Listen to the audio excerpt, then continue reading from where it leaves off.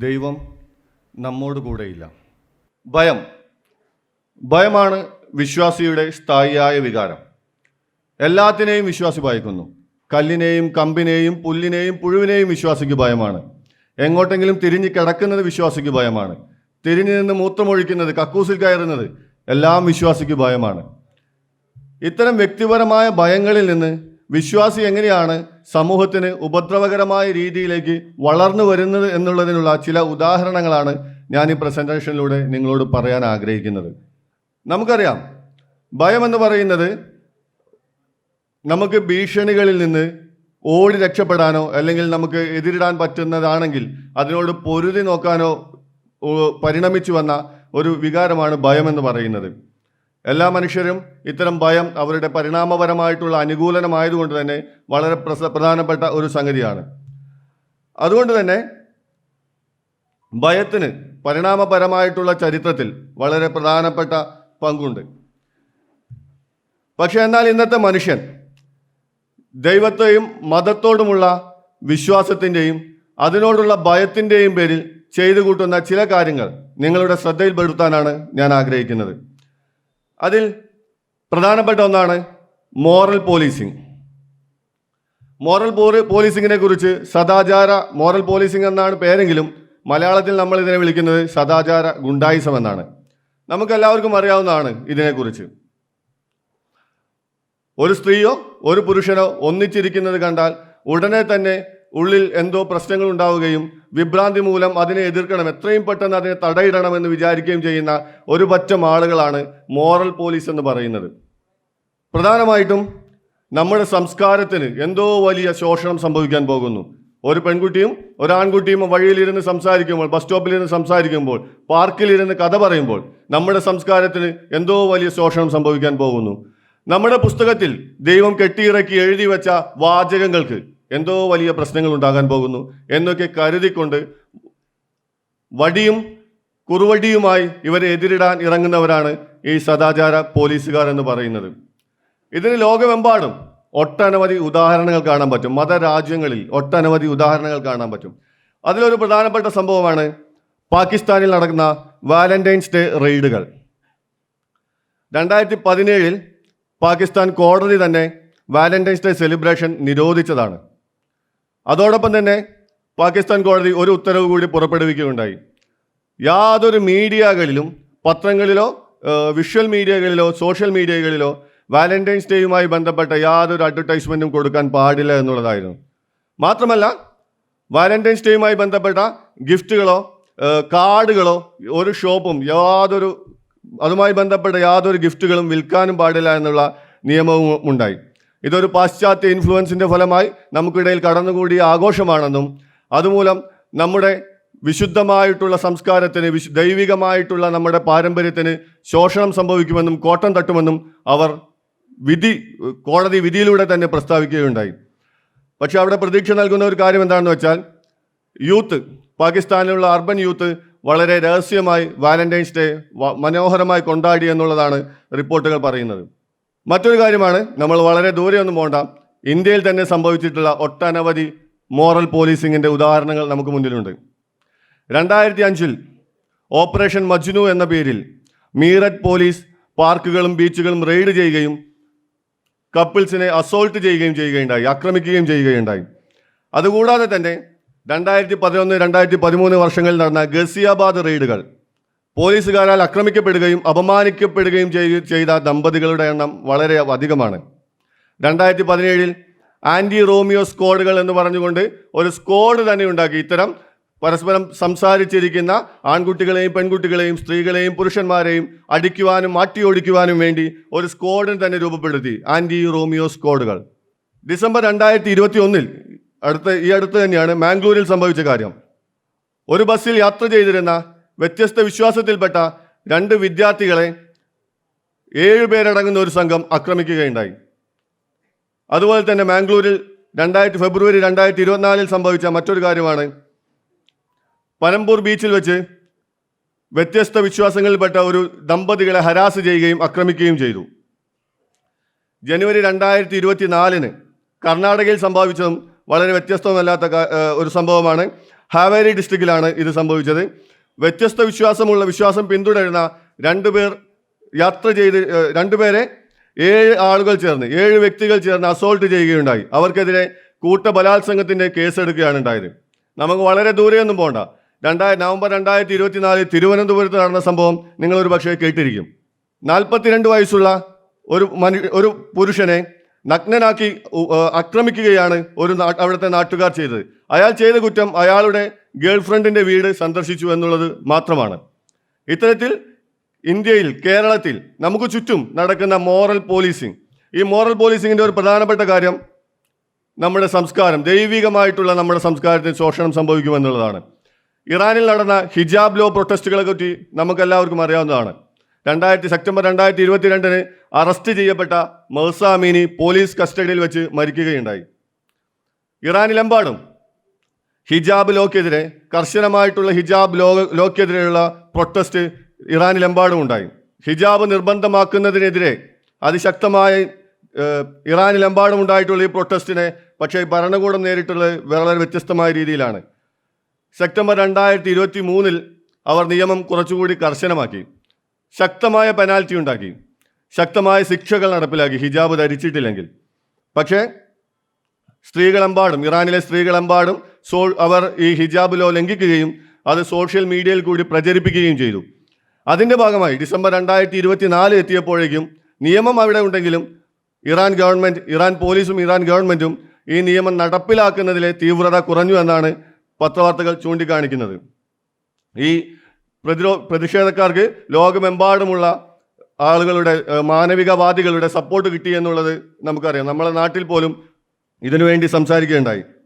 ദൈവത്തിൻ്റെ താല്പര്യം സംരക്ഷിക്കാൻ, അല്ലെങ്കിൽ ദൈവികമായ നമ്മുടെ സംസ്കാരം സംരക്ഷിക്കുവാൻ വേണ്ടി ദൈവം ഡയറക്റ്റായിട്ട് റിക്രൂട്ട് ചെയ്തെടുക്കുന്ന സെക്യൂരിറ്റി ഗാർഡ്സിനെ പോലെയാണ് ഈ സദാചാര പോലീസുകാർ പ്രവർത്തിക്കുന്നത്. പാർക്കുകളിലും ബീച്ചുകളിലും പെട്രോളിംഗ് നടത്തുകയും ഒരുമിച്ചിരുന്ന് സംസാരിക്കുന്ന വ്യത്യസ്ത ലിംഗത്തിലുള്ള ആൺകുട്ടിയെയും പെൺകുട്ടിയെയും അടിച്ചോടിക്കുക, തെറി പറയുക, അസോൾട്ട് ചെയ്യുക എന്നുള്ളതൊക്കെയാണ് ഇവരുടെ പ്രധാന ഡ്യൂട്ടികൾ.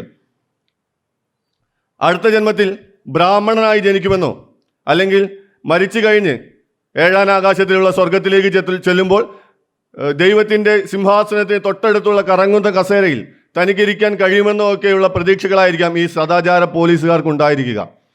അത് നഷ്ടപ്പെടുമെന്നുള്ള ഭയം കൊണ്ടായിരിക്കാം അവർ ഇത്തരത്തിലുള്ള നീചമായ പ്രവർത്തനങ്ങളിലേക്ക് കടക്കുന്നത് എന്ന് വേണം നമുക്ക് അനുമാനിക്കാൻ. ഈ ദൈവിക ഭയം മുന്നോട്ട് വയ്ക്കുന്ന മറ്റൊരു പ്രധാനപ്പെട്ട കാര്യമാണ് സെൻസർഷിപ്പ് ഓഫ് ക്രിട്ടിക്കൽ തിങ്കിങ്, വിമർശനാത്മക ബുദ്ധിയെ റദ്ദു ചെയ്യുക. ചാർലി ഹെബ്ദോ അറ്റാക്കിനെ കുറിച്ച് നമ്മളെല്ലാവരും കേട്ടതാണ്. ഒരു പെർട്ടിക്കുലർ മതത്തിലെ പ്രവാചകന്റെ കാർട്ടൂൺ വരച്ചതിന് രണ്ട് യുവാക്കൾ ചാർലി ഹെബ്ദോയുടെ ഓഫീസിലേക്ക്, പാരീസിലുള്ള ചാർലി ഹെബ്ദോ ഓഫീസിലേക്ക് കയറി ചെല്ലുകയും തുടരെ വെടിയുതിർക്കുകയും ചെയ്തു. 12ഓളം ആളുകൾ മരണപ്പെടുകയുണ്ടായി. മറ്റൊന്നാണ് ആസിയ ബീബി കേസ്. പാകിസ്ഥാനിലുള്ള ക്രിസ്ത്യൻ മതവിശ്വാസിയായിട്ടുള്ള ആസിയ ബീബി തൻ്റെ സുഹൃത്തിനോട് വളരെ ഇൻഫോർമലായി സംസാരിക്കുന്ന വേളയിൽ പ്രവാചകനെ കുറിച്ച് എന്തോ പറഞ്ഞുപോയി. അത് വളരെ വലിയ പ്രശ്നമായി മാറി. ബ്ലാസ്ഫെമി ലോയുടെ പേരിൽ ആസിയ ബീവി അറസ്റ്റ് ചെയ്യപ്പെട്ടു. 2010 ആസിയ ബീവിയെ വധശിക്ഷയ്ക്ക് വിധിച്ചു.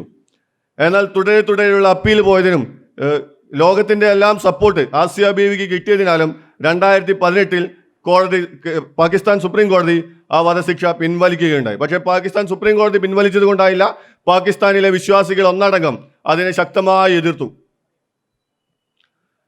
അവർ ആസിയ ബീവിക്കെതിരെ വധഭീഷണിയുമായിട്ടും ഉപദ്രവിക്കുന്ന കല്ലേറുകളുമായിട്ടും തെരുവുകളിലേക്ക് ഇറങ്ങാൻ തുടങ്ങി. ഇത്തരം ഭീഷണികളിൽ നിന്നും രക്ഷപ്പെടുവാൻ വേണ്ടി ആസിയ ബീവി 2019 കാനഡയിൽ അഭയം തേടുകയാണ് ഉണ്ടായത്. ഈ ക്രിട്ടിക്കൽ തിങ്കിങ്ങിനെ, വിമർശനാത്മക ബുദ്ധിയെ ദൈവ വിശ്വാസികൾ എത്രമാത്രം ഭയക്കുന്നു എന്നുള്ളതിനുള്ള മറ്റൊരു ഉദാഹരണമാണ് ദ ഗോഡ് ഡെലൂഷൻ എന്ന പുസ്തകത്തിൻ്റെ നിരോധനം. മതവിഭ്രാന്തി എന്ന പുസ്തകം നിരോധിക്കപ്പെട്ടു. നമുക്കറിയാം, ഇന്ത്യയിൽ നമ്മളത് പല സ്ഥലങ്ങളിൽ നിന്ന്, പല ഇടങ്ങളിൽ നിന്ന് വായിക്കുന്നുണ്ട്. പക്ഷേ ഈ പുസ്തകം ഇറങ്ങുന്നതിനോടനുബന്ധിച്ച് ഇന്ത്യയിലെ മതമൗലികവാദികൾ ഇതിനെതിരെ ശക്തമായി ശബ്ദമുയർത്തിയിരുന്നു. പക്ഷെ ഒരു ജനാധിപത്യ രാജ്യത്ത് അത്തരം ശബ്ദങ്ങളുടെ പ്രസക്തി വളരെ കുറവായതുകൊണ്ട് മാത്രം നിരോധിക്കപ്പെടാതെ പോയ ഒരു പുസ്തകമാണ് ദ ഗോഡ് ഡെലൂഷൻ.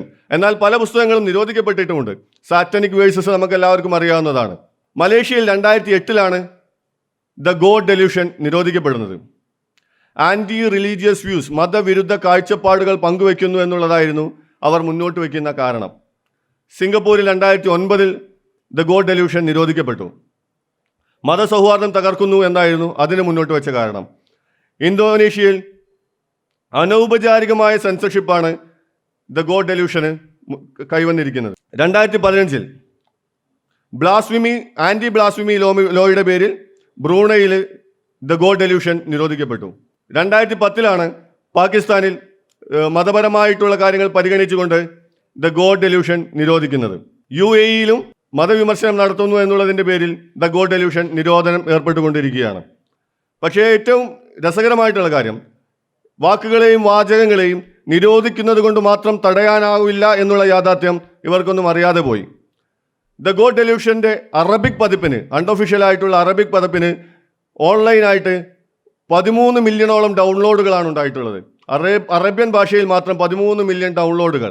അവരെല്ലാം ഞെട്ടിച്ചുകൊണ്ട് യാതൊരു നിരോധനത്തിനും വിമർശനാത്മക ബുദ്ധിയെയോ വാക്കുകളെയോ തടവിലിടാൻ കഴിയുകയില്ല എന്നുള്ള സത്യം ഉറക്കെ വിളിച്ചു പറയുന്ന ഒരു ഉദാഹരണം കൂടിയാണ് ഇത്. മറ്റൊന്നാണ് സഫ്രോൺ ടെററിസം, കാവി ഭീകരത എന്ന് നമ്മളെല്ലാം കേട്ടിട്ടുണ്ടായിരിക്കും. നമ്മളെല്ലാം ഒരുപക്ഷെ ഇതിനെല്ലാം വിക്റ്റിമായിക്കൊണ്ടിരിക്കുന്ന ഒരവസ്ഥയാണ് ഇന്നുള്ളത്. മലേഗാവ് സ്ഫോടനത്തിന് ശേഷമാണ് സഫ്രോൺ ടെററിസം എന്നുള്ളത് ഇന്നത്തെ ഒരു രൂപത്തിലേക്ക്, ഭീകരമായ രൂപത്തിലേക്ക് ഉണ്ടായി വരുന്നത്.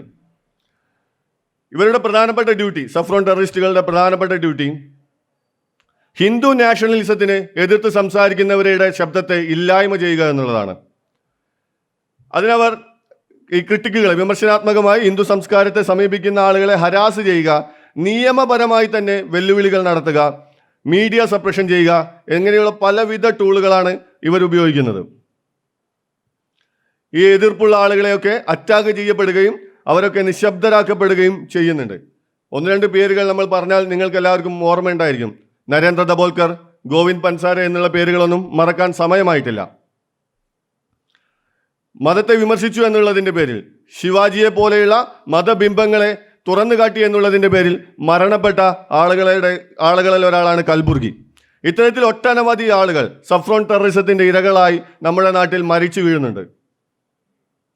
അതുമാത്രമല്ല, സഫ്രോൺ ടെററിസത്തിൻ്റെ പ്രധാന ഉദ്ദേശം എന്ന് പറയുന്നത് രാഷ്ട്രീയമായിട്ടുള്ള വിഭജനം ഉണ്ടാക്കിക്കൊണ്ട് വോട്ട് ബാങ്ക് കണ്ടെത്തുക എന്നുള്ളത് കൂടിയാണ്. ഇതിനുവേണ്ടി അവർ മുന്നോട്ട് വയ്ക്കുന്ന മറ്റൊരു പ്രധാനപ്പെട്ട കാര്യമാണ് ചരിത്രം സൃഷ്ടിക്കുക എന്നുള്ളത്. നിലവിലുള്ള ചരിത്രത്തെ എല്ലാം മാറ്റി എഴുതിക്കൊണ്ട് അവരുടേതായിട്ടുള്ള പുതിയ ചരിത്രം സൃഷ്ടിച്ചുകൊണ്ട് അത് സ്കൂളുകളിലേക്കും കോളേജുകളിലേക്കും നുഴഞ്ഞു കയറ്റുക എന്നുള്ള ഒരു പ്രധാന പരിപാടി കൂടി ഇവർ ഇവിടെ ചെയ്യുന്നുണ്ട്. വിമർശനാത്മക ബുദ്ധി സെൻസർ ചെയ്യുക എന്ന് പറയുന്നത് തലച്ചോറിൽ ഡു നോട്ട് ഡിസ്റ്റർബ് എന്ന് പറയുന്ന ബോർഡ് വെക്കുന്നത് പോലെയാണ്. നമുക്കറിയാം, കുട്ടികൾക്ക് സ്ഥായിയായി ഉണ്ടാകുന്ന ഒരു വികാരമാണ് ക്യൂരിയോസിറ്റി എന്ന് പറയുന്നത്. ജീവിതത്തിൽ ഉടനീളം അവരെ മുന്നോട്ട് നയിക്കുന്നത്, ഒരു വിദ്യാർത്ഥിയായിരിക്കാൻ അവരെ പ്രേരിപ്പിക്കുന്നത് അവരുടെ ഈ ക്യൂരിയോസിറ്റി മാത്രമാണ്. ഈ ക്യൂരിയോസിറ്റിയെ ചെറുപ്പത്തിൽ തന്നെ തല്ലിക്കെടുത്തിക്കൊണ്ട് ദൈവനിഷേധം പറഞ്ഞാൽ കുറ്റം കിട്ടും, ദൈവത്തെ ചോദ്യം ചെയ്തു കഴിഞ്ഞാൽ നരകത്തിലെ തീയുടെ വിറകുകളാകാം എന്നൊക്കെ പറഞ്ഞ് പേടിപ്പിച്ചുകൊണ്ട് ജന്മനാ ഉണ്ടാകുന്ന ക്യൂരിയോസിറ്റിയെ തളർത്തി ഇടുന്ന ഇത്തരം സെൻസർഷിപ്പുകളെ നമ്മൾ കാര്യമായിട്ട് പരിഗണിക്കേണ്ടതുണ്ട്. വിശ്വാസികളുടെ മറ്റൊരു പ്രധാനപ്പെട്ട ടൂളാണ് ജസ്റ്റിഫിക്കേഷൻ ഓഫ് വയലൻസ്. അക്രമത്തെ നീതീകരിക്കുക, അക്രമത്തെ സാധൂകരിക്കുന്ന തരത്തിലുള്ള ന്യായവാദങ്ങൾ നിരത്തുക എന്നുള്ളതാണ്. കുരിശുയുദ്ധങ്ങളെ പറ്റി നമുക്കറിയാം. കുരിശുയുദ്ധങ്ങളുടെ ചരിത്രത്തിലേക്കൊന്നും നമ്മൾ പോകുന്നില്ല. ഈ കുരിശുയുദ്ധം നടക്കാൻ വേണ്ടി, എന്തിനു വേണ്ടിയാണ് നടന്നത് നമുക്കറിയാം. ഹോളി ലാൻഡ് തിരിച്ചുപിടിക്കാൻ, അവിശ്വാസികളിൽ നിന്നും പരിശുദ്ധ ഭൂമി തിരിച്ചുപിടിക്കുവാൻ വേണ്ടി നടന്ന യുദ്ധമായിരുന്നു കുരിശുയുദ്ധം. വർഷങ്ങളോളം നീണ്ട യുദ്ധങ്ങൾ, കൊലപാതകങ്ങൾ, അംഗവൈകല്യങ്ങൾ, ഇഷ്ടം പോലെയുള്ള സംഗതികൾ. പക്ഷെ ഇതിന് പ്രതിഫലമായിട്ട് എന്താണ് കിട്ടുന്നത്? സ്പിരിച്വൽ ആൻഡ് ടെമ്പറൽ, സ്പിരിച്വൽ റിവാർഡാണ്. സ്പിരിച്വൽ റിവാർഡാകുമ്പോൾ വലിയ കുഴപ്പമൊന്നുമില്ലല്ലോ, ഡയറക്റ്റായിട്ട് കൊടുക്കണ്ട. നമുക്കറിയാം അല്ലേ, കിട്ടിയോ ഇല്ലെന്ന് നമുക്ക് തെളിവുകളുടെ ആവശ്യമൊന്നുമില്ല. ക്രുസേഡ്സിന് പ്രേരിപ്പിച്ച മറ്റൊരു സംഗതിയായിരുന്നു ഹോളി വാർ, വിശുദ്ധ യുദ്ധം. വിശുദ്ധ യുദ്ധത്തിൻ്റെ പ്രത്യേകതയുണ്ട്. വിശുദ്ധ യുദ്ധത്തിൽ പങ്കെടുത്താൽ സ്വർഗത്തിലാണ് നമ്മുടെ സ്ഥാനം, പങ്കെടുത്തിട്ടില്ലെങ്കിൽ ദൈവകോപത്തിൽ നമ്മൾ ഇരയാകും. ഇത്തരത്തിലുള്ള ഗിമ്മിക്കുകൾ ഉപയോഗിച്ചുകൊണ്ട് ക്രിസ്ത്യൻ മതമേലധ്യക്ഷന്മാർ ഒരു പറ്റം ആളുകൾ ഇളക്കി വിട്ടുകൊണ്ട് അപരനെ കൊല്ലാൻ പ്രേരിപ്പിച്ചതിൻ്റെ ഏറ്റവും മികച്ച ഉദാഹരണമാണ് ക്രുസൈഡ് എന്ന് പറയുന്നത്, കുരിശു യുദ്ധങ്ങൾ. ദൈവത്തിലുള്ള ഭയം കൊണ്ട് താൻ ഈ യുദ്ധത്തിൽ പങ്കെടുത്തിട്ടില്ലെങ്കിൽ, തന്നിൽ നിന്ന് വ്യത്യസ്തമായിട്ടുള്ള ഒരു വിശ്വാസം കൊണ്ടു നടക്കുന്നയാളെ താൻ വധശിക്ഷയ്ക്ക് വിധിച്ചിട്ടില്ലെങ്കിൽ, താൻ കൊന്നിട്ടില്ലെങ്കിൽ തനിക്ക് സ്വർഗം കിട്ടില്ല എന്നുള്ള ഭയം ഒരു മനുഷ്യനെ എത്രത്തോളം അക്രമകാരിയാക്കുമെന്നുള്ളതിന് ഉദാഹരണങ്ങളാണ് ഇതെല്ലാം. സ്പാനിഷ് ഇൻക്വിസിഷനെ പറ്റിയും നിങ്ങൾ കേട്ടിട്ടുണ്ടായിരിക്കും. ആത്മാവിനെ ശുദ്ധീകരിക്കുന്നതിന് വേണ്ടി, മതത്തിൻ്റെ ശുദ്ധി നിലനിർത്തുന്നതിന് വേണ്ടി, ദൈവികമായിട്ടുള്ള സാമൂഹിക ക്രമം നിലനിർത്തുന്നതിന് വേണ്ടിയെല്ലാം കാത്തോലിക് ചർച്ച് അഴിച്ചുവിട്ട അക്രമ പരമ്പരയാണ് നമ്മൾ സ്പാനിഷ് ഇൻക്വിസിഷൻ കൊണ്ട് ഉദ്ദേശിക്കുന്നത്. അവിടെയും കൊണ്ട് അവസാനിക്കുന്നില്ല. ടെററിസം നമുക്കറിയാം. ഇന്ന് നിലവിലുള്ള ഏറ്റവും മികച്ച 10 ടെററിസ്റ്റ് ഓർഗനൈസേഷൻ്റെ പേരുകൾ എടുത്തു കഴിഞ്ഞാൽ തന്നെ അതിലുള്ള 9 ഓർഗനൈസേഷനും മത തീവ്രവാദ സംഘടനകളായിരിക്കും. അവർ മതപുസ്തകം ഉയർത്തിപ്പിടിച്ചുകൊണ്ട് വിശുദ്ധ വാക്യങ്ങൾ ഉറക്കെ ഉരുവിട്ടുകൊണ്ടാണ് അപരനെ കൊല്ലുന്നത്, ആൾക്കൂട്ടത്തിൽ പോയി പൊട്ടിത്തെറിക്കുന്നത്. മറ്റൊന്നാണ് ഹോണർ കില്ലിംഗ്. ഹോണർ കില്ലിംഗ് നമുക്കറിയാം. നമ്മുടെ കുടുംബത്തിൻ്റെ അഭിമാനം സംരക്ഷിക്കുവാൻ വേണ്ടി സ്വന്തവും ബന്ധവും നോക്കാതെ, സ്വന്തം മകളാണോ മകനാണെന്നോ നോക്കാതെ ക്രൂരമായി കൊല്ലുന്ന കലാപരിപാടിയാണ് ഹോണർ കില്ലിംഗ് എന്ന് പറയുന്നത്. പാകിസ്ഥാനിലും അഫ്ഗാനിസ്ഥാനിലും തുടരെ നടക്കുന്ന സംഭവങ്ങളാണിത്. നമ്മുടെ ഇന്ത്യയിലും കേരളത്തിലുമൊന്നും ഇതൊരു പുത്തരിയായിട്ടുള്ള സംഭവമല്ല. നമ്മൾ പലപ്പോഴായി പല തരത്തിൽ പത്രങ്ങളിലൂടെയും മറ്റു മാധ്യമങ്ങളിലൂടെയും ഇതെല്ലാം വായിച്ചറിഞ്ഞിട്ടുള്ളതാണ്. ഇത്തരത്തിൽ സ്വന്തം മതത്തിൻ്റെ പരിശുദ്ധി കാത്തു സംരക്ഷിക്കുവാൻ വേണ്ടി സ്വന്തം ദൈവം ഏതോ ഒരു പുസ്തകത്തിൽ എഴുതി വച്ചിരിക്കുന്ന കാര്യങ്ങളുടെ മൂല്യം കാത്തു സൂക്ഷിക്കുവാൻ വേണ്ടി അപരനെ കൊന്നു തീർക്കുന്നതിന് ഏറ്റവും നല്ല ഒരു ഉദാഹരണം പറയുവാനുള്ളത്, റൂബിക്സ് ക്യൂബ് നന്നാക്കുവാനുള്ള ഏറ്റവും എളുപ്പമുള്ള പരിപാടി അത് ഹാമർ കൊണ്ട് അടിച്ച് പൊളിക്കുക എന്നുള്ളതാണ്. റൂബിക്സ് ക്യൂബ് തിരിച്ചും മറിച്ചും കുറേ ബുദ്ധിമുട്ടേണ്ട ആവശ്യമില്ല, പ്രശ്നം തീർന്നു കിട്ടും. അത്രയും സിമ്പിളായിട്ട് അപരനെ കൊന്നു തീർക്കുക എന്ന തരത്തിലാണ് ഈ മതവിശ്വാസികൾ ഇവിടെ പ്രവർത്തിക്കുന്നത്. ദൈവഭയം മൂലമുണ്ടാകുന്ന മറ്റൊരു പ്രധാനപ്പെട്ട സംഗതിയാണ് വിശ്വാസികൾ നേരിടുന്ന സാമ്പത്തിക ചൂഷണം, എക്കണോമിക് എക്സ്പ്ലോയിറ്റേഷൻ. കെന്നത്ത് കോപ്ലാൻഡിനെ കുറിച്ച് നിങ്ങൾ ഒരുപക്ഷെ കേട്ടിട്ടുണ്ടാകും. അദ്ദേഹം US-ലുള്ള പ്രസിദ്ധനായിട്ടുള്ള ഒരു ടെലിവാഞ്ചലിസ്റ്റാണ്, ഓഥറാണ്, മോട്ടിവേഷണൽ സ്പീക്കറാണ് എന്നൊക്കെ പറയുന്നുണ്ട്, പബ്ലിക് സ്പീക്കറാണ്. അപ്പോൾ ഇദ്ദേഹം ഒരുപാട് സമ്പാദ്യങ്ങൾ ഉണ്ടാക്കുകയും സ്വന്തമായിട്ടൊരു പ്രൈവറ്റ് ജെറ്റ് ഉണ്ടാക്കുകയും 3-4 കൊട്ടാരങ്ങൾ നിർമ്മിക്കുകയും ഒരുപാട് പ്രോപ്പർട്ടികൾ ഉണ്ടാക്കുകയും ചെയ്തു. എങ്ങനെയാണ് ഇദ്ദേഹത്തിന് ഇത്രയും പണം കിട്ടിയത്, ഇത്രയും പണം ലഭിച്ചത് എന്നുള്ളൊരു ചോദ്യം വന്നു. ഇദ്ദേഹത്തിൻ്റെ ഒരു സുവിശേഷ പ്രസംഗമാണ് അതിനെല്ലാം അടിത്തറയായിട്ട് പ്രവർത്തിച്ചത്. ആ സുവിശേഷ പ്രസംഗത്തിൽ അദ്ദേഹം പറയുന്ന ഒരേ ഒരു കാര്യം ഇങ്ങനെയാണ് അദ്ദേഹം പറയുന്നത്: money is a tool that God uses to fulfil his purpose on earth. When you give you are partnering with him. ദൈവം ഭൂമിയിൽ അദ്ദേഹത്തിൻ്റെ ഉദ്ദേശ ലക്ഷ്യങ്ങൾ പൂർത്തീകരിക്കുവാൻ വേണ്ടി ഉപയോഗിക്കുന്ന ഒരു ടൂളാണ് പണം. നിങ്ങൾ ആ പണം നൽകുകയാണെങ്കിൽ നിങ്ങൾ ദൈവവുമായി പാർട്ട്ണർഷിപ്പിൽ ഏർപ്പെടുകയാണ്. ദൈവവുമായി പാർട്ട്ണർഷിപ്പിൽ ഏർപ്പെടാൻ ആഗ്രഹിക്കാത്ത ആരാണ് ഉണ്ടാവുക, അല്ലേ? പിന്നീട് ഈ സുവിശേഷ പ്രസംഗത്തിന് ശേഷം കെന്നത്ത് കോപ്ലാൻഡിന് തിരിഞ്ഞു നോക്കേണ്ടി വന്നിട്ടില്ല. കോടിക്കണക്കിന് രൂപകൾ അദ്ദേഹത്തിൻ്റെ സമ്പാദ്യത്തിലേക്ക് ഒഴുകിയെത്തുകയുണ്ടായി. അമേരിക്കയിലെ മറ്റൊരു ടെലിവാഞ്ചലിസ്റ്റാണ് ജോയൽ ഓസ്റ്റിൻ എന്ന് പറയുന്നത്. ഇദ്ദേഹം മോട്ടിവേഷണൽ സ്പീക്കറാണ്, ഓഥറാണ്. ഇദ്ദേഹത്തിൻ്റെയും പ്രധാനപ്പെട്ട ഒരു കോട്ടുണ്ട്. ഇദ്ദേഹം ഇതുപോലെ റിച്ച് ആയിട്ടുള്ള ആളാണ്. ഇദ്ദേഹത്തിൻ്റെയും പ്രധാനപ്പെട്ട ഒരു കോട്ടാണ്: your tithe and offering is a seed that will produce on abundant harvest when sown with faith. നിങ്ങൾ വിശ്വാസത്തോടു കൂടി നിങ്ങളുടെ പണം സംഭാവന നൽകുകയാണെങ്കിൽ നിങ്ങൾക്കതിൽ നിന്ന് വലിയ കൊയ്ത്തുകൾ ഉണ്ടാകുമെന്നുള്ളതാണ്. വലിയ തോതിൽ ഹാർവെസ്റ്റ് ചെയ്യാം എന്നുള്ളതാണ് ഇദ്ദേഹം പറയുന്നത്.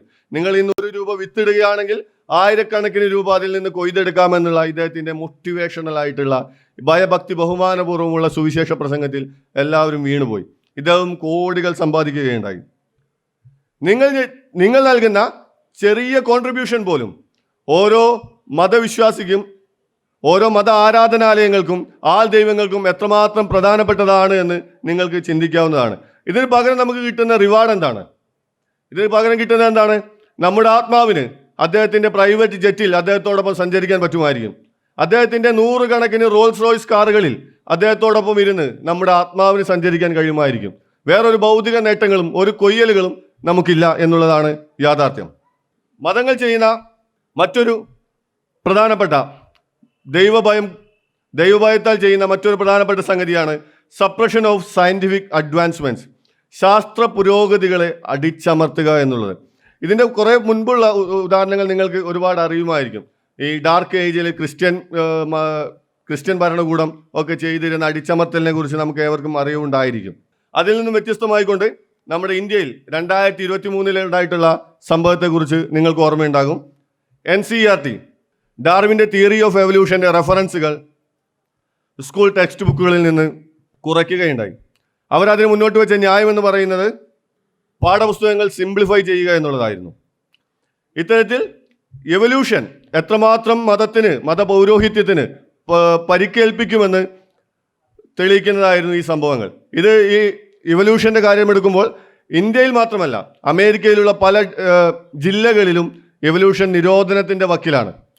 പബ്ലിക് പ്രൊട്ടസ്റ്റിനെ തുടർന്ന്, സയൻറ്റിഫിക് കമ്മ്യൂണിറ്റിയുടെ വലിയ പ്രതിഷേധത്തെ തുടർന്ന് ഇന്നും അത് പല സ്ഥലങ്ങളിലും പേരിന് നിലനിൽക്കുന്നുണ്ട് എന്നേ ഉള്ളൂ. ഇനി പോട്ടെ, ഇപ്പോൾ നമ്മുടെ പാഠപുസ്തകങ്ങളിൽ എവല്യൂഷൻ ഉണ്ടെന്ന് തന്നെ വെക്കാം. എന്താണ് അതിൻ്റെയൊക്കെ അവസ്ഥ? ആരാണത് പഠിപ്പിക്കുന്നത്? ബാക്കിയെല്ലാം വളരെ വിശദമായി പഠിപ്പിക്കുകയും ഇവല്യൂഷൻ്റെ ചാപ്റ്റർ എക്സാമിൻ്റെ തലേന്ന് 1 മണിക്കൂർ കൊണ്ട് പറഞ്ഞു തീർക്കുകയും ചെയ്യും.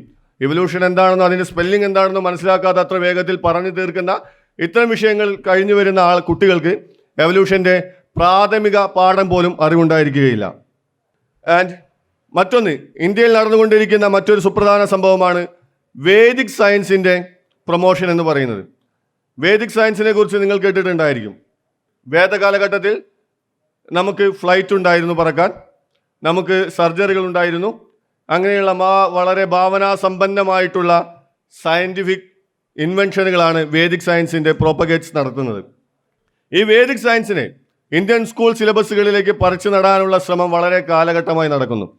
ഇന്ന് എനിക്ക് തോന്നുന്നു യോഗ പോലെയുള്ള നമ്മുടെ പാരമ്പര്യ തനിമ വിളിച്ചോതുന്ന യോഗ പോലെയുള്ള കപടശാസ്ത്രങ്ങൾ ഇന്ന് നമ്മുടെ സിലബസിൻ്റെ ഒരു ഭാഗമാണ്. ഹയർ സെക്കൻഡറി എഡ്യൂക്കേഷൻ്റെ കോളേജ് സിലബസിൻ്റെ ഒരു ഭാഗം കൂടിയാണ്. ഒരു പേപ്പർ യോഗ പഠിക്കാനുണ്ട്, യോഗ സയൻറ്റിഫിക് ആണെന്ന് പറയാനുള്ള ഒരുപാട് ആളുകൾ ഇന്ന് ക്ലാസ് എടുക്കാനുണ്ട് എന്നുള്ളതാണ് അതിൻ്റെ ഒരു യാഥാർത്ഥ്യം.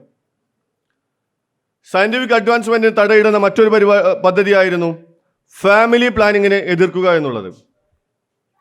നമുക്കറിയാം, പല വിശ്വാസികളും കരുതുന്നത് പ്രസവിക്കുക എന്ന് പറഞ്ഞാൽ ദൈവികമായിട്ടുള്ള ഒരു ഇൻ്റർവെൻഷനാണെന്നാണ്. ദൈവം തരുന്നു, നമ്മൾ സ്വീകരിക്കുന്നു എന്നൊക്കെയാണ് അവർ പറയുന്നത്. ഫാമിലി പ്ലാനിങ്ങിൻ്റെ പ്രാധാന്യത്തെക്കുറിച്ചോ അതുമൂലമുണ്ടാകുന്ന നേട്ടങ്ങളെക്കുറിച്ചോ ഇവർക്ക് യാതൊന്നും അറിയില്ല എന്ന് മാത്രമല്ല, അറിയാൻ താല്പര്യവുമില്ല. ഫാമിലി പ്ലാനിങ്ങിൻ്റെ എന്തെങ്കിലും ആശയവുമായി അവരുടെ മുന്നിലേക്ക് ചെല്ലുമ്പോൾ അവർ വളരെ പുച്ഛത്തോടു കൂടി അട്ടിയോടിക്കുകയാണ് പതിവ്. മറ്റൊരു പ്രധാനപ്പെട്ട കാര്യമാണ് ജീൻ എഡിറ്റിംഗ്. വളർന്നുകൊണ്ടിരിക്കുന്ന ശാസ്ത്ര സാങ്കേതിക വിദ്യകളിൽ ഏറ്റവും പ്രധാനപ്പെട്ട ഒന്നാണ് ജീൻ എഡിറ്റിംഗ് എന്ന് പറയുന്നത്. നമ്മുടെ ജീൻ എഡിറ്റിംഗ് ചെയ്തുകൊണ്ട് പാരമ്പര്യമായിട്ട് ലഭിക്കുന്ന പല അസുഖങ്ങളെയും നമുക്ക് മാറ്റാൻ പറ്റുമോ എന്നുള്ള പരീക്ഷണങ്ങൾ നടന്നുകൊണ്ടിരിക്കുകയാണ്. എന്നാൽ മതവിശ്വാസികളും മതമേലധ്യക്ഷന്മാരും ജീൻ എഡിറ്റിങ്ങിനെ ഭീകരമായിട്ട് എതിർത്തുകൊണ്ടിരിക്കുകയാണ്. പ്രധാനമായിട്ട് ക്രിസ്ത്യൻസാണ്. ദൈവത്തിൻ്റെ താല്പര്യത്തിനോട് ചേർന്ന് പോകുന്നില്ല എന്ന് പറഞ്ഞുകൊണ്ടാണ് അവർ ജീൻ എഡിറ്റിങ്ങിനെ എതിർക്കുന്നത്. ദൈവത്തിൻ്റെ താല്പര്യം, ദൈവം എങ്ങനെയാണോ മനുഷ്യനെ സൃഷ്ടിക്കുന്നത് അതുപോലെ തന്നെ മനുഷ്യൻ തുടരണമെന്നാണ് അവർ ആഗ്രഹിക്കുന്നത്. ഇസ്ലാമിക് വ്യൂ അനുസരിച്ചും ജീൻ എഡിറ്റിംഗ് സാധ്യമല്ല എന്നുള്ളത്, അല്ലെങ്കിൽ അത് സമ്മതിക്കില്ല എന്നുള്ളതാണ്. അതുപോലെ തന്നെയാണ് കാത്തലിക് ചർച്ച്. അവരും ജീൻ എഡിറ്റിങ്ങിനെ വിമർശിക്കുകയാണ് ഉണ്ടായത്. അത് നടപ്പിലാക്കാൻ പറ്റുകയില്ല എന്നാണ് പറയുന്നത്. മനുഷ്യൻ്റെ അന്തസ്സ് നഷ്ടപ്പെടുമെന്നുള്ള വിചിത്രമായ വാദമാണ് അവരതിനു തന്നെ ഉന്നയിക്കുന്നത്. UK നടന്ന വ്യാപകമായ പ്രൊട്ടസ്റ്റ് ഉണ്ട്. ഡിസൈനർ ബേബികൾ, നിങ്ങൾ ഡിസൈൻ ചെയ്തെടുക്കുന്ന ബേബികളായിരിക്കും അവർ എന്ന് പറഞ്ഞുകൊണ്ട് ഈ ജീൻ എഡിറ്റിങ്ങിന് എതിരെയുള്ള വൻ പ്രതിഷേധം UK നടത്തുകയുണ്ടായി. ജൂത കമ്മ്യൂണിറ്റിയും ജീൻ എഡിറ്റിങ്ങിനെ, ജനറ്റിക് മോഡിഫിക്കേഷനെ ശക്തമായി എതിർക്കുന്ന ആളുകളാണ്. ഈ ജീൻ എഡിറ്റിംഗ് മൂലം നമുക്ക് പാരമ്പര്യമായിട്ടുള്ള പല അസുഖങ്ങളിൽ നിന്നും രക്ഷപ്പെടാൻ പറ്റുമോ എന്ന് ആലോചിച്ചു കൊണ്ടിരിക്കുമ്പോഴാണ് ഇത് എന്ന് ആലോചിക്കണം. വളരെ ചുരുക്കി പറഞ്ഞാൽ, നിങ്ങൾക്ക് ക്യാൻസറോ എയ്ഡ്സോ എന്തുമായിക്കൊള്ളട്ടെ, ജീൻ എഡിറ്റിംഗ് മൂലം നിങ്ങൾക്കൊരു പക്ഷേ ഈ അസുഖം മാറുമായിരിക്കും. പക്ഷേ നിങ്ങൾ എന്ത് ചെയ്യും? ദൈവകോപം വിളിച്ചു വരുത്തും. അസുഖം മാറി, ക്യാൻസർ മാറി, HIV മാറി, വളരെ പൂർണ്ണ ആരോഗ്യവാനായിരുന്നിട്ട് എന്ത് കാര്യം? ദൈവകോപം ഉണ്ടായാൽ എല്ലാം കഴിഞ്ഞില്ല എന്നാണ് ഇവരുടെ ചോദ്യം. മറ്റൊരു പ്രധാനപ്പെട്ട കാര്യമാണ് ക്രിയേറ്റിംഗ് ഡിവിഷൻസ് ഇൻ ഹ്യൂമാനിറ്റി. മനുഷ്യരുടെ ഇടയിൽ വിഭജനങ്ങൾ ഉണ്ടാക്കി തീർക്കുക എന്നുള്ളത്. എല്ലാ മതങ്ങളും എല്ലാ ദൈവങ്ങളും വിഭജനങ്ങൾ ഉണ്ടാക്കുന്നതിൽ എപ്പോഴും മുൻപന്തിയിലാണ് നിൽക്കുന്നത്. നമുക്കറിയാം, ഓരോ മതഗ്രന്ഥങ്ങളിലെയും വാചകങ്ങൾ എടുക്കുകയാണെങ്കിൽ ഇതുവരെ പറഞ്ഞു തീർക്കാൻ പറ്റാത്ത അത്രയും വാചകങ്ങൾ അതിലുണ്ടാകും. ഒരു സെക്ഷൻ കൊണ്ട് തീർക്കാൻ പറ്റാത്തത്ര വാചകങ്ങൾ ഉണ്ടാകും എന്നുള്ളതാണ്. ഖുറാനിൽ പറയുന്ന ഒരു വാചകം, അവിശ്വാസികളുമായി യുദ്ധം ചെയ്യുക, അവരെ ജിസിയ കൊടുക്കുന്നത് വരെ യുദ്ധം ചെയ്യുക എന്ന് പറയുന്ന ഒരു വാചകമുണ്ട്. വിഭജനം ഉണ്ടാക്കുകയാണ്. നിങ്ങൾ അവിശ്വാസികൾ, നിങ്ങൾ ഒരു പവിത്രമായിട്ടുള്ള പരിഭാവനമായിട്ടുള്ള മതത്തിന്റെ ആളുകൾ, മറ്റുള്ളവർ അവിശ്വാസികളാണ് എന്നുള്ള വിഭജനം ഉണ്ടാക്കുകയാണ്. മത്തായിയുടെ സുവിശേഷത്തിലും പറയുന്നുണ്ട്, ജീസസ് വാളുമായിട്ടാണ് വന്നത് എന്ന് പറയുന്ന വചനത്തിൽ പറയുന്നുണ്ട്. ഇതൊരു ഡിവിഷൻ ഓഫ് വാറാണ്. എന്തിനാണ് ജീസസ് വാൾ കൊണ്ടുവരുന്നത്? സത്യവിശ്വാസികളല്ലാത്തവരെ ആക്രമിക്കാൻ വേണ്ടിയിട്ടുള്ളതാണ് എന്ന തരത്തിലുള്ള വിമർശനങ്ങൾ അതിൻ്റെ ഭാഗമായിട്ടുണ്ടായിട്ടുണ്ട്. ഹിന്ദു മതത്തിൽ ഈ വിഭജനങ്ങളുടെ തോത് എത്രമാത്രം വലുതാണ് എന്ന് നമുക്ക് എല്ലാവർക്കും അറിയാവുന്നതാണ്. വർണ്ണ ആൻഡ് കാസ്റ്റ് സിസ്റ്റം ഇന്ന് നമ്മുടെ പലരുടെയും മനസ്സിൽ കാസ്റ്റ് സിസ്റ്റത്തിൻ്റെ ചിന്തകളില്ലെങ്കിലും ഈ ചിന്തകളുമായി നടക്കുന്ന ഒട്ടനവധി പേർ ഇന്ന് നമുക്കിടയിൽ ഉണ്ട് എന്നുള്ളത് ഒരു വസ്തുതയാണ്. വളരെയധികം വിദ്യാഭ്യാസം നേടിയ ആളുകളും രാഷ്ട്രീയപരമായി ഏറ്റവും ഉന്നതിയിൽ നിൽക്കുന്ന ആളുകളും അങ്ങനെ സിനിമാ മേഖലയിലും സെലിബ്രിറ്റി സ്റ്റാറ്റസ് ഉള്ള ആളുകളുമെല്ലാം ഇത്തരത്തിൽ ജാതി വ്യവസ്ഥയെ ഉള്ളിൽ കൊണ്ട് നടക്കുന്ന ആളുകളാണ്. ഇന്നും പുറത്തിറങ്ങുന്ന പല കഥകളിലും സാഹിത്യങ്ങളിലൊക്കെ ഈ ജാതി എന്ന് പറയുന്നത് ഒരു നീറുന്ന യാഥാർത്ഥ്യമായിട്ട് അവശേഷിക്കുകയാണ്. നമ്മളെത്ര മറക്കാൻ ശ്രമിച്ചാലും, നമ്മളെത്ര മാറ്റി നിർത്താൻ ശ്രമിച്ചാലും മറ്റുള്ളവർ നമുക്ക് മേലേക്ക് ഇങ്ങനെ ഇമ്പോസ് ചെയ്തുകൊണ്ടിരിക്കുന്ന ഒന്നുകൂടിയാണ് ഈ ജാതി എന്ന് പറയുന്നത്. ഈ ഡിവിഷൻ ക്രിയേറ്റ് ചെയ്യുന്നത് ദൈവത്തിൻ്റെ വചനങ്ങൾ പ്രകാരം തന്നെയാണ്. അതുകൊണ്ട് തന്നെ ഈ ദൈവത്തിൻ്റെ പ്രധാന പ്ലാനുകളിൽ ഒന്നാണ് ഈ വിഭജനമെങ്കിൽ, ഈ വിഭജിക്കുന്ന ഒരു പ്രത്യേക വിഭാഗത്തിന്, ഈ വിഭജനത്തിൽ പെടുന്ന ഒരു പ്രത്യേക വിഭാഗത്തിന് സ്വർഗത്തിലേക്കുള്ള VIP പാസ് ഉണ്ട് എന്ന് പറയുന്നുണ്ടെങ്കിൽ നമുക്ക് നിസ്സംശയം പറയാവുന്നതാണ്, ദൈവം മനുഷ്യരോട് അടങ്ങാത്ത കലിപ്പുള്ള ഒരു മനുഷ്യനാണ്. മനുഷ്യരോടുള്ള വെറുപ്പും വിദ്വേഷവും മാത്രമാണ് ദൈവത്തിൻ്റെ ആകെയുള്ള സമ്പാദ്യം. അതില്ലായിരുന്നുവെങ്കിൽ മനുഷ്യരെ ഇങ്ങനെ വിഭജിച്ചുകൊണ്ട്, മനുഷ്യരെ പരസ്പരം വെട്ടി മുറിച്ച് കൊല്ലുവാൻ പ്രേരിപ്പിച്ചുകൊണ്ട് അതിലൊരു വിഭാഗത്തിന് സ്വർഗത്തിലേക്കുള്ള പാസ് നൽകിക്കൊണ്ട് എങ്ങോ ദൂരെ അപ്രത്യക്ഷനായിട്ട് ഇരിക്കില്ലായിരുന്നു. മതദൈവ ഭയത്തിൽ നിന്ന് ഉടലെടുക്കുന്ന മറ്റൊരു പ്രധാനപ്പെട്ട സംഭവമാണ് ഫിയർ മോങ്കറിങ് എന്ന് പറയുന്നത്, ഭീതി വ്യാപാരം. നമുക്കെല്ലാവർക്കും അറിയാവുന്നതാണ് ഭീതി വ്യാപാരത്തെക്കുറിച്ച്. നമ്മളെല്ലാവരും ഒരു തരത്തിലല്ലെങ്കിൽ മറ്റൊരു തരത്തിൽ, നേരിട്ടല്ലെങ്കിൽ ഇൻഡയറക്റ്റ് ആയിട്ട് ഈ ഭീതി വ്യാപാരത്തിൻ്റെ ഇരകളാണ്. ബർക്കത്തിൻ്റെ വറ്റ് എന്ന് പറഞ്ഞ ഒരു സംഗതി ഇസ്ലാമിൽ പൊതുവെ പറയാറുണ്ട്. ഈ ബർക്കത്തിൻ്റെ വറ്റ് ഞാൻ MSW ചെയ്തുകൊണ്ടിരിക്കുമ്പോൾ എൻ്റെ ഒരു സഹപാഠി പറഞ്ഞു തന്നാണ് ബർക്കത്തിൻ്റെ വറ്റ് എന്നുള്ളത്. അപ്പോൾ ഞാനിങ്ങനെ ആലോചിച്ചു, എന്താണ് ബർക്കത്തിൻ്റെ വറ്റ് എന്നുള്ളത്? വളരെ സിമ്പിളായിട്ടുള്ളൊരു കാര്യമാണ്. അത് അവൾക്ക് എത്രമാത്രം മാനസിക വിഷമം ഉണ്ടാക്കി എന്നുള്ളത് പറയാനാണ് അവൾ പറഞ്ഞത്. ഞങ്ങൾ ഒരുമിച്ച് ഭക്ഷണം കഴിച്ചുകൊണ്ടിരിക്കുമ്പോൾ അവൾ പറയുന്ന ഒരു കാര്യമാണ്, ചെറുപ്പത്തിൽ പറഞ്ഞിട്ടുള്ളതാണ്, നമ്മൾ പ്ലേറ്റിൽ വിളമ്പുന്ന ചോറിനാണ് വറ്റ് എന്ന് പറയുന്നത്. ചോറിൽ 2 വറ്റ് ബർക്കത്തിൻ്റെ വറ്റാണ്, 2 അരിമണി 2 ചോറ് ബർക്കത്തിൻ്റെ വറ്റാണ്. അത് താഴെ പോയാൽ ദൈവാനുഗ്രഹം ഉണ്ടാവില്ല എന്ന് മാത്രമല്ല ദൈവകോപവും ഉണ്ടാകും. അപ്പോൾ ഒരു വറ്റ് പോലും താഴെ വീഴാതെ കഴിക്കണമെന്നായിരുന്നു ഈ പെൺകുട്ടിയോട് പറഞ്ഞിട്ടുള്ളത്. അതിൻ്റെ ഭാഗമായിട്ട് അവൾ ഭക്ഷണം കഴിച്ചുകൊണ്ടിരിക്കുമ്പോൾ, ചെറിയ കുട്ടിയായിരിക്കുമ്പോൾ ഭക്ഷണം കഴിച്ചുകൊണ്ടിരിക്കുമ്പോൾ അറിയാതെ എങ്ങാനും ഒരു വറ്റ് താഴെ പോയാൽ അന്ന് അവളുടെ ഉറക്കം പോകും. അയ്യോ, ദൈവത്തിൻ്റെ അനുഗ്രഹത്തിൽ നിന്ന് ഞാൻ പുറത്ത് കടന്നു, ദൈവം എന്നോട് ശിക്ഷിക്കാൻ പോകുന്നു, എനിക്കെന്തോ സംഭവിക്കാൻ പോകുന്നു എന്നുള്ള ഒരു തെറ്റിദ്ധാരണയിലേക്ക് അവൾ പോയി. ഇന്ന് വരെ അവൾക്ക് യാതൊരു ശിക്ഷയും ഏറ്റുവാങ്ങിയിട്ടില്ല എന്നുള്ളത് വേറെ കാര്യം. ആൻഡ് ഇന്നത്തെ സൈക്കോളജിസ്റ്റുകളൊക്കെ പറയുന്നത് ലെറ്റ് ദം ടേർട്ടി ദ ടേബിൾ എന്നാണ്. അവരും മേശ വൃത്തികേടാക്കട്ടെ, അവർ ഭക്ഷണം കഴിക്കുമ്പോൾ മേശ വൃത്തികേടാക്കട്ടെ, നിങ്ങൾ എന്തിനാണ് തടയുന്നത് എന്നാണെന്ന് ചോദിക്കുന്നത്. അത് അവരുടെ ക്രിയേറ്റിവിറ്റിയുടെയും അവരുടെ കോൺഷ്യസിൻ്റെ കോഗ്നിറ്റീവ് ഡെവലപ്മെൻറ്റിൻ്റെയും ഒരു ഭാഗമായിട്ടാണ് സൈക്യാട്രിസ്റ്റുകളും ന്യൂറോ സയൻറ്റിസ്റ്റുകളും ഇന്ന് അവർ ഭക്ഷണം കഴിക്കുമ്പോൾ മേശ വൃത്തികേടാക്കുന്നതിനെ കാണുന്നത്. ജോനാഥൻ എഡ്വേർഡ്സ് എന്ന് പറയുന്ന ഒരു അമേരിക്കൻ പ്രീച്ചർ ഉണ്ട്. അദ്ദേഹം പറയുന്നുണ്ട്, sinners in the hands of angry God. പാപം ചെയ്യുന്നവർ ദൈവത്തിൻ്റെ ദേഷ്യം, ക്രൂരനായിട്ടുള്ള കോപാന്തനായിട്ടുള്ള ദൈവത്തിൻ്റെ കൈകളിലാണ് എന്നുള്ളതാണ്. ഒരു നിസ്സാരമായിട്ടുള്ള പാപം ചെയ്താൽ മതി. നിങ്ങളറിയാതെ ഒരു കള്ളം പറഞ്ഞു പോകുന്നു, എന്താ ലേറ്റായത്? കോളേജിൽ കുട്ടികളോട് ചോദിക്കുക, എന്താ ലേറ്റായത്? സ്ഥിരം പറയുന്ന ഒരു മറുപടിയേ ഉള്ളൂ, ബസ് ലേറ്റായി. അന്നും ഇന്നും ഞാൻ കോളേജിൽ പോകുമ്പോൾ തന്നെയാണ് പറഞ്ഞത്, ഇപ്പോഴും എന്നോട് തന്നെയാണ് പറയുന്നത്. അപ്പോൾ ചെറിയ പാപം ചെയ്താൽ തന്നെ നിങ്ങൾ ക്രൂരനായിട്ടുള്ള കോപാന്തനായിട്ടുള്ള ദൈവത്തിൻ്റെ കൈകളിലേക്ക് എത്തിപ്പെടുകയാണ്. ഇത് ചെറിയൊരു പാപം ചെയ്താൽ തന്നെ അവരെ മാനസികമായിട്ട് അവർക്ക് ഭയങ്കര പിരിമുറുക്കം ഉണ്ടാക്കുന്നതിനും അത് അവരെ ഭയങ്കരമായ ഡിപ്രഷനിലേക്കും ആങ്സൈറ്റിയിലേക്കും ഒക്കെ നയിക്കുന്നത് കാരണമായിരിക്കും. മറ്റൊന്ന്, ചെറിയ പ്രായത്തിൽ തന്നെ ഡിവൈൻ പണിഷ്മെൻറ്റുകളെ കുറിച്ച് കുട്ടികളെ പറഞ്ഞു കൊടുക്കുന്നതാണ്. നമുക്കറിയാം, മദ്രസകളിലും മറ്റ് സ്കൂളുകളും കുട്ടികളെ പഠിപ്പിക്കുന്ന മത സ്ഥാപനങ്ങളിലുമെല്ലാം പ്രധാനപ്പെട്ട പാഠങ്ങൾ പറഞ്ഞു കൊടുക്കുന്നത് സ്വർഗത്തിനെയും നരകത്തിനെയും പറ്റിയാണ്. സ്വർഗത്തിനെ പറ്റി വലുതായിട്ടൊന്നും കുട്ടികളോട് പറയാൻ പറ്റില്ല, ഹൂറികളെ പറ്റിയും മറ്റുമൊന്നും കുട്ടികളോട് പറയാൻ പറ്റില്ല. അതുകൊണ്ട് എളുപ്പത്തിൽ അവരോട് പറഞ്ഞു കൊടുക്കുന്നത് നരകത്തിലെ തീയും വെന്തുരുകുന്ന വീണ്ടും വെന്ത് പോകുന്ന തൊലി വീണ്ടും റീപ്ലേസ് ചെയ്യുകയും വീണ്ടും കത്തിക്കരിയുകയും വീണ്ടും റീപ്ലേസ് ചെയ്യുകയും ചെയ്യുന്ന കഥകളെക്കുറിച്ചൊക്കെയാണ് മദ്രസകളിൽ പറഞ്ഞു കൊടുക്കുന്നത്. മറ്റൊരു സാധനമാണ് സൗദി അറേബ്യയിലൊക്കെ നടക്കുന്ന പബ്ലിക് എക്സിക്യൂഷൻ ഓഫ് ബ്ലാസ്ഫിമി, ദൈവനിഷേധത്തിൻ്റെ പേരിൽ പബ്ലിക്കായിട്ട് തൂക്കിക്കൊല്ലുന്ന കലാപരിപാടി. ഇത് കാണുന്ന കുട്ടികൾ ദൈവത്തെ സംശയിക്കുന്നതിൽ നിന്ന് ഇത് ശരിയാണോ തെറ്റാണോ, മഴ പെയ്യിക്കുന്നത് ദൈവമാണോ എന്നുള്ള ചെറിയ ചെറിയ സംശയങ്ങളിൽ നിന്ന് പോലും പിൻവലിയും. അതുമൂലം അവരുടെ മുന്നിൽ ഇങ്ങനെ ദൈവത്തെ കുറ്റം പറഞ്ഞ, ദൈവത്തെ ചോദ്യം ചെയ്ത ആൾ തൂങ്ങി ആടുകയാണ്. ഇത് അവർക്ക് ഭയങ്കരമായിട്ടുള്ള മാനസിക ക്ഷതം ഉണ്ടാക്കുകയും ചെയ്യുമെന്നുള്ളതാണ്. യൂറോപ്പിൽ ഉണ്ടായിട്ടുള്ള ഒരു രസകരമായിട്ടുള്ള ഒരു സംഗതിയാണ് ദ ഹെൽ ഹൗസ് ഫിനോമിനൻ എന്ന് പറയുന്നത്. അതൊരു ക്രിസ്ത്യൻ ഇവാഞ്ചലിക്കൽ ഇവൻ്റാണ്. പ്രധാനമായിട്ട് പറയുന്നത് നരകത്തിലുള്ള തീയെയും അവിടെ നടക്കുന്ന ക്രൂരമായ ശിക്ഷകളെയും ഒക്കെ ഇവർ ഗ്രാഫിക്സിലൂടെ ചിത്രീകരിച്ചുകൊണ്ട് അത് കുട്ടികൾക്ക് മുന്നിലും മറ്റുള്ളവർക്ക് മുന്നിലും പ്രദർശിപ്പിക്കും. ഇതുമൂലം അവർക്ക് ദൈവഭയവും സ്വർഗത്തിൽ നിന്ന് മാറിപ്പോകാൻ അല്ലെങ്കിൽ തിന്മ ചെയ്യാനുള്ള പേടിയും ഉണ്ടായിരിക്കുമെന്നാണ് ഇവർ പറയുന്നത്. ഇത്തരത്തിൽ നമ്മൾ മനസ്സിലാക്കുന്നത് ദൈവം ഒരു കോസ്മിക് CCTV ആണ്.